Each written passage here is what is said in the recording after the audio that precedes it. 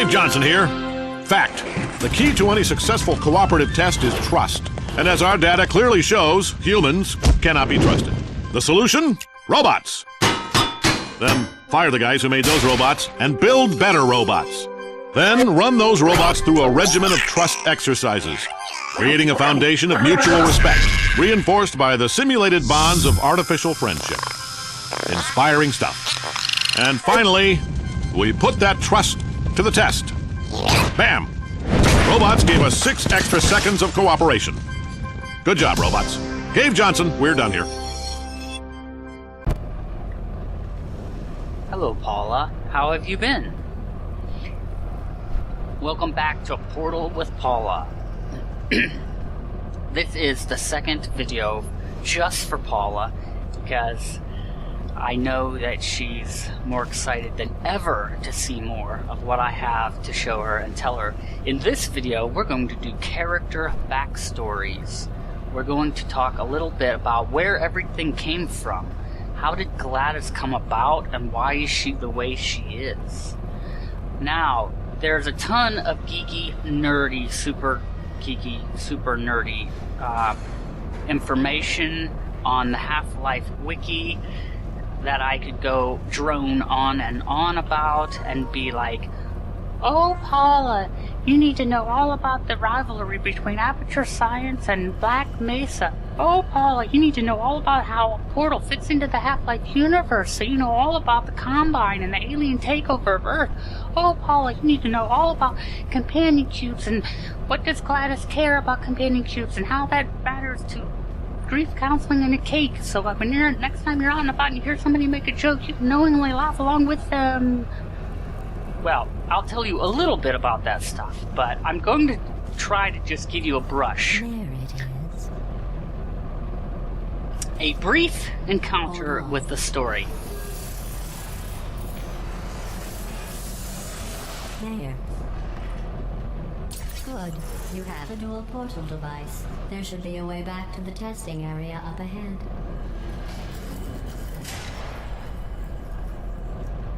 So some of the backstory is basically, back in the 1940s, there was an eccentric man who made his billions named Cave Johnson, and he started a company called Aperture Fixtures, and he got a contract with the military to make shower curtains, mostly shower curtains, and nobody knows whether they were like cloak and dagger shower curtains that that killed people when they took a shower, or if they were just regular shower curtains.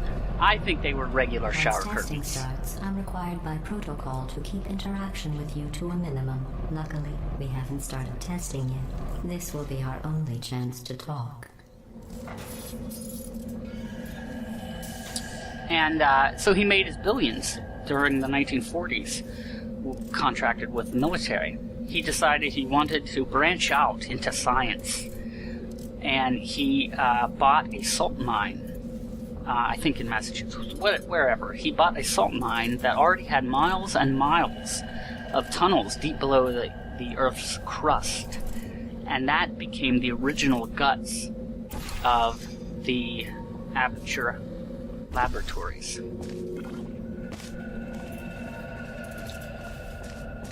Here, let me get that for you. Do you know the biggest lesson I learned from what you did? I discovered I have a sort of black box quick save feature.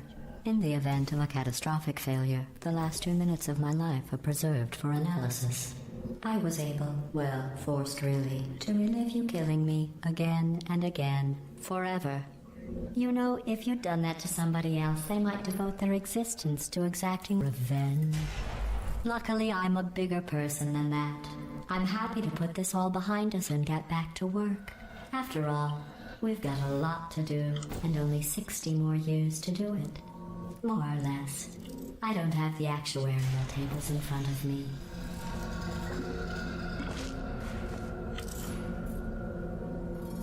Ooh, I bounced in and out. Woo! So, then, that was the big start in the late 40s of Aperture Science. And being an eccentric billionaire that he was, Cave Johnson, of course, a lot of his eccentricities are leaked into the whole story of Portal. But quickly, in the 1960s, between the 60s and the 80s, Aperture really just started to rocket downhill. But he was so eccentric, and he still had money, but Aperture still continued to decline out of popularity and money, even though he did still pump large amounts of money into things. He bought rocks from the moon so he could make moon dust, because they still made some discoveries, like moon dust was discovered to be have interesting qualities. Now, I'll just move that out of the way for you. This place really is a wreck. But the important thing is you're back with me. And now I'm on to all your little tricks. So there's nothing to stop us from testing for the rest of your life. After that, who knows? I might take up a hobby. Reanimating the dead, maybe. So, now he's got his billions. He's got a super sleek, top-of-the-line facility backed by billions of dollars, with some of the greatest minds ever to build this stuff. But then it quickly starts tanking. But he wants to hang on to everything. Between the 60s and 80s, a company that he viewed as a direct rival called Black Mesa was working for the military. They became more popular for whatever reason. There's details on that. But his eccentric mind, I think, he was very tenacious and blamed Black Mesa for a lot of things. He blamed them for his decline and the decline in popularity of Aperture Science. He became desperate, spending money, doing unethical experiments. He got caught with a few of them, and he didn't do anything logical. He just told these scientists, we're like, just seal off test chamber 18. Just seal that entire level of the facility off. Just close it down. So a lot of that stuff was, a lot of the experiments, whether they were hundreds or thousands of experiments going on, were at different levels of completion, and a lot of them were halted. Some of them were working, whether they were ethical or not. And then he really wanted to beat Black Mesa. So really the drive to build GLaDOS was basically because he wanted a way to test better, faster, and stronger to beat Black Mesa.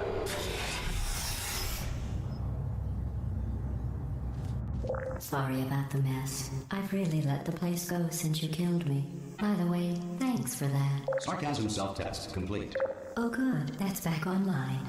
I'll start getting everything else working while you perform this first simple test, which involves deadly lasers and how test subjects react when locked in a room with deadly lasers. So they started working on GLaDOS, different software and stuff, at around, roughly sometime during that period, 60s to 80s. Cave Johnson also wanted his life force or his soul or whatever to be uploaded into a computer, so he wanted to make the genetic life form and disk operating system, which is the acronym for GLaDOS. And he said if anything happened to him if he died before completion of GLaDOS, he wants his favorite assistant, Carolyn, to be uploaded into GLaDOS. And he said if she refuses, convince her. That's all he said. He was very eccentric. But they did all kinds of weird, crazy science. And it started to become obvious that it was all formed around this super driven, super eccentric man who was insistent on testing should never stop. And that kind of comes through in GLaDOS's personality.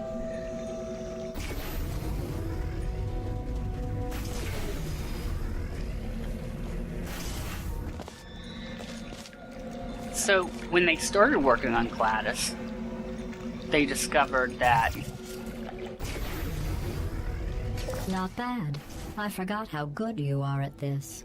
You should pace yourself, though. We have a lot of tests to do. They discovered every time they tried to turn her on when she was nearing completion that she kept trying to kill them. She's like, and they're like, whoa, this is not good. So they started building on ancillary programs and components called modules and cores.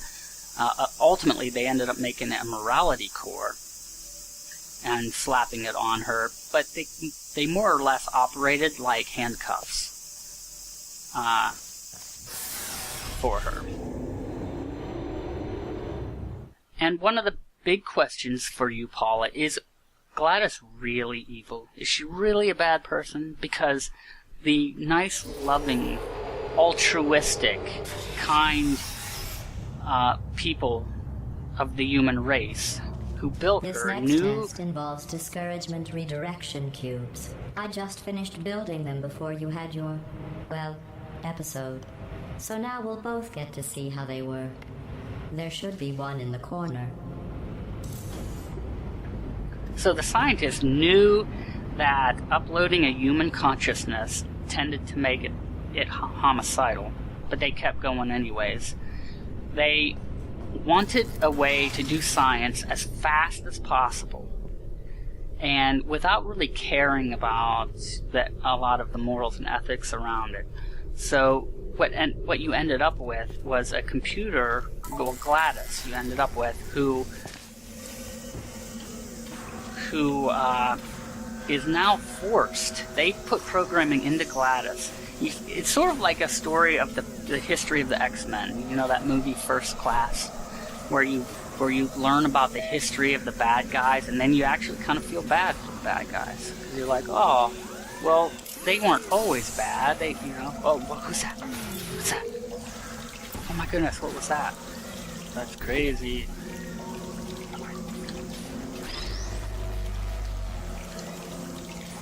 So, she had a program.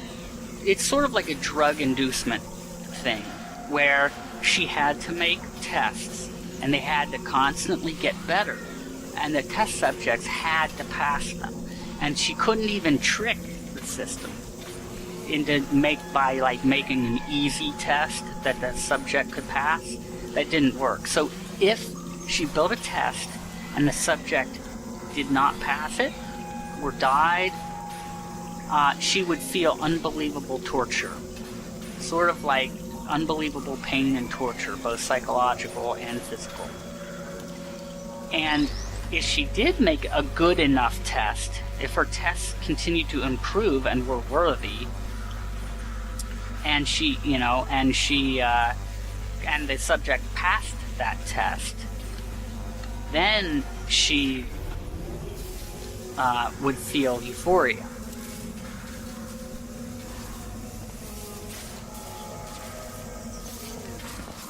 Now we need to go up here. We're learning to use them.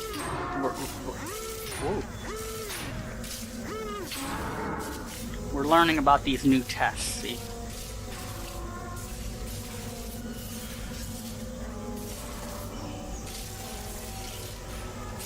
But, so, you kind of start to feel bad for GLaDOS in a way. She has a human component named Carolyn. She has all these safeguards on her because the parts of her were kind of like couldn't handle being in a computer and being a computer and stuff, and it kind of made one crazy. But a lot of the safeguards and stuff the humans programmed in, I mean, would kind of make anybody crazy. I mean, she had to do all these weird. She had to improve. The tests had to continue. Perpetual testing chambers is what they made, and that's what Cave Johnson wanted. Now we need to find. Oh, we need to go in there, don't we? Watch this. I'm about to. Oh no! Ah! So, you do kind of start to feel bad and kind of feel sorry for her.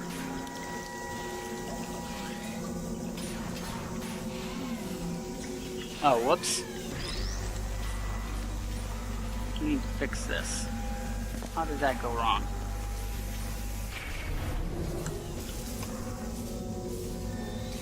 Now where did a cube should have came out somewhere. There's a cube somewhere. I lost it. I knew it was around here.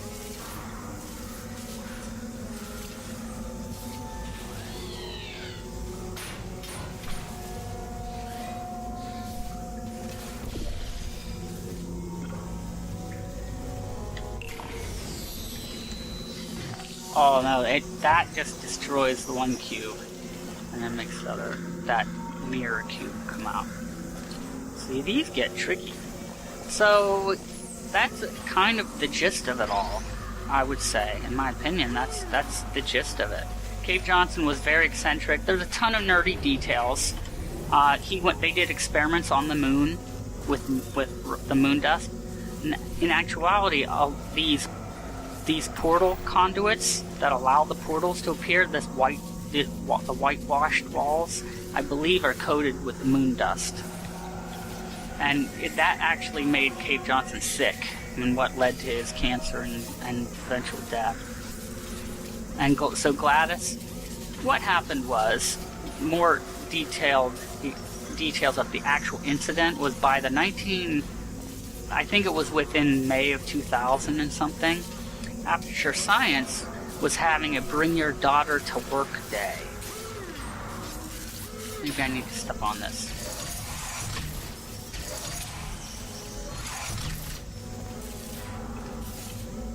Oh, I think I just need that. That's easy enough.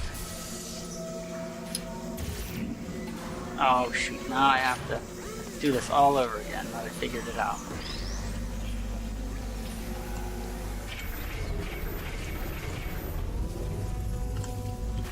So they had a Bring Your Daughter to Work day. And that was somewhere in the early 2000s, somewhere in 2000 it was speculated. And speculation is that you were one of the daughters, but nobody's really sure.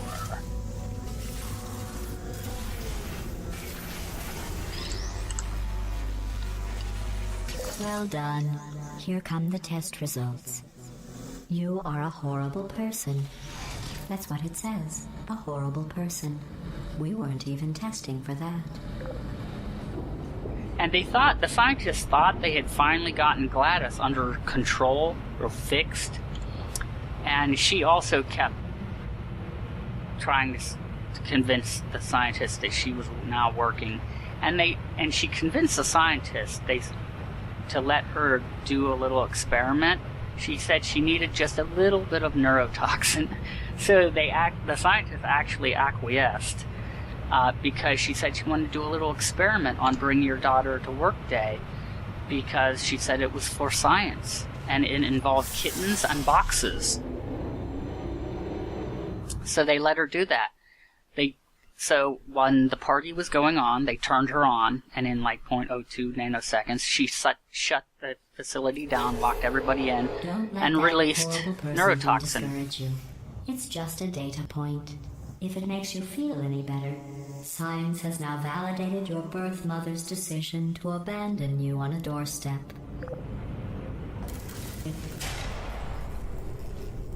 So that was early 2000, or within the 2000s, when that Bring Your Daughter to Work Day was, and you're not even sure how many years passed between that event and when the events of Portal 1 start.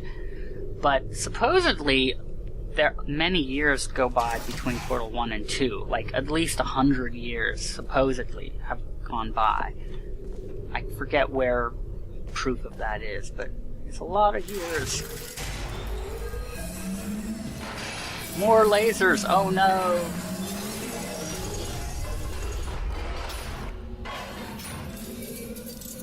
So that's a little bit of a backstory for you, Paula. I know you're just loving it. You're like, wow, that's so interesting and cool. I mean, it's so cool. Yeah, it's all about the coolness factor. So, we gotta learn how to do more than just portals. We gotta use portals with lasers. So what if we put that there, and that's here? Ooh, almost. How about if we move it? Oh, wow, that's so cool. See how we did that? What's over here? Oh my goodness, what is this? This looks like something I'm not supposed to see. This is crazy. This is, don't even try. Feels like a trial.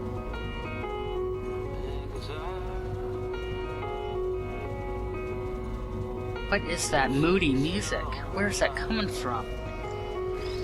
Is this it? What is that all about? I don't know. That's mysterious. Exile, sucker's luck.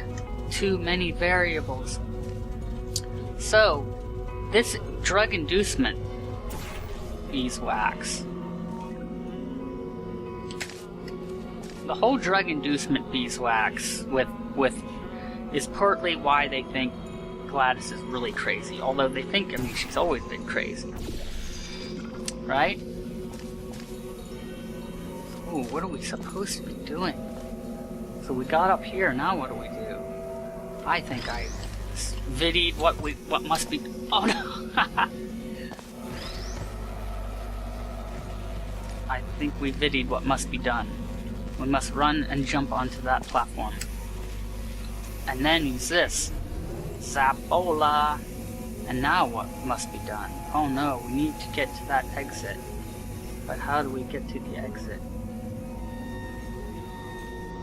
Let's go back here. And let's take that laser and put it here. Congratulations. Not on the test. Most people emerge from suspension terribly undernourished. I want to congratulate you on beating the odds and somehow managing to pack on a few pounds. Oh, that's not nice. She made fun of my weight.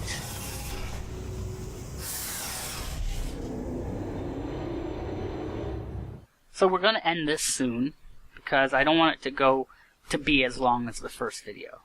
I'm not even sure how long it's been. But let's see. We covered Cave Johnson, a little bit about how GLaDOS came about. One moment. You are navigating these test chambers faster than I can build them, so feel free to slow down and do whatever it is you do when you're not destroying this facility. There is a little bit of other nerdy, geeky details, like the events, how this universe is actually part of Valve's Half-Life universe, which is a big, tremendously successful franchise of video games that has a huge story in itself that involves an alien invasion. Believe it. It gets really more out there, and it sounds, to hear me say it, makes it sound like it's less realistic and more comic bookish, while the Portal universe has a kind of more realistic feeling to it, in a sense.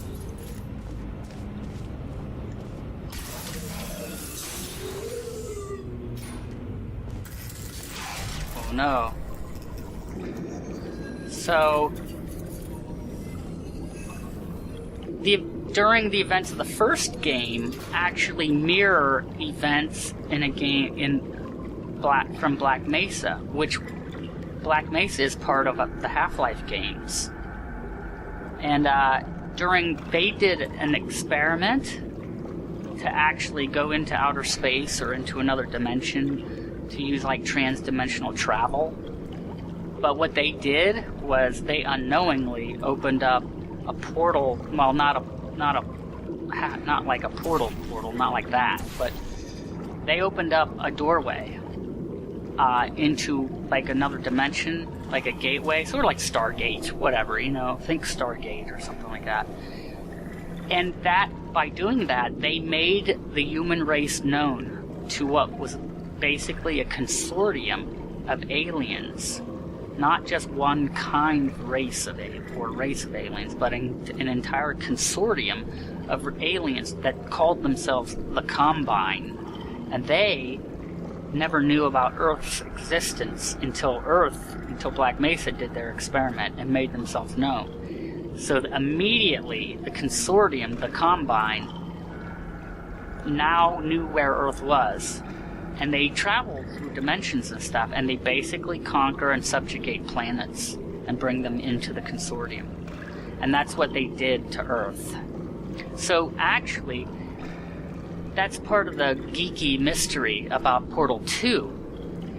During all of the... knowing you don't know how many years went by between Portal 1 and Portal 2. So you don't know also whether the Combine have been defeated yet, or if the Combine still own control of the Earth. And you don't even know if they killed off the entire human race or not.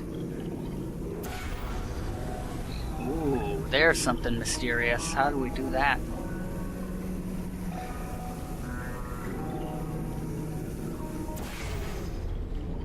Whoa, that's weird. Now if I go over here, what will happen? So that's about it. I think that about does it for this. Oh, we need that. For this edition of Portal with Paula, I'd like to thank you for participating and following along. Feel free to ask your questions, express any concerns or disagreements you have in the comment section below. And as always, I will see you again in future videos. I do not know if there will be a continuation yet of any more Portal for Paulas, or Portal for Paula.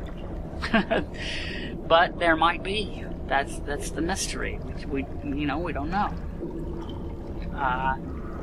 Maybe there will be. We'll see. So in the meantime, just let me know if you want to see more. And I know, Paula, that you watched every second with anticipation. I can feel the vibes. I can feel you watching and just like, you're just loving it. You're like, wow, that's so... I never knew how cool and interesting the world of Portal was. I must know more about this awesome game, and look at the fun puzzles. So, alright, I'm gonna get going, have fun, and I would say I hope you enjoy this video, but I know you enjoy it, so I know you love it, so I'll just say enjoy.